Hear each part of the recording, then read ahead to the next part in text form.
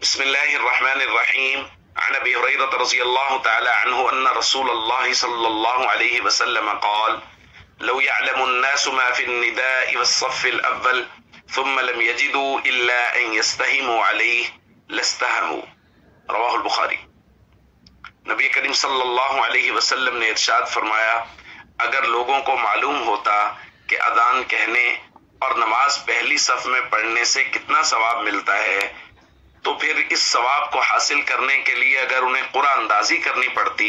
تو وہ قرآن اندازی ضرور کرتے کہ اس ثواب کو حاصل کر لیں۔ دوستو، اللہ تعالیٰ نے اعمال کا ثواب اس کو پردہ غیب میں رکھا ہے کہ وہ ہماری سمجھ میں، ہماری آنکھوں میں، ہماری نظر میں آنے والا نہیں ہے،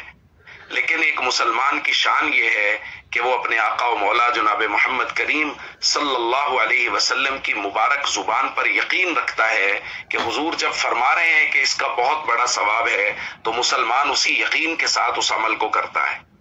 اب یہاں دیکھیے، نبی کریم صلی اللہ علیہ وسلم فرما رہے ہیں کہ اذان دینے میں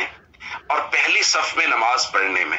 اتنا بڑا ثواب ہے کہ اگر لوگوں کو پتہ چل جائے، غیب سے پردہ اٹھ جائے اور لوگوں کو اندازہ ہو جائے کہ یہ کتنا بڑا اجر و ثواب رکھتا ہے تو پھر لوگ قرآن اندازی کریں اور قرآن اندازی کر کے جس کا اذان کے لیے نام نکلے وہ اذان پڑھے، جس کا پہلی صف کے لیے نام نکلے وہ پہلی صف میں نماز پڑھے، کہ اتنا بڑا اجر ہے کہ قرآن اندازی کرنے لگ جائیں لوگ۔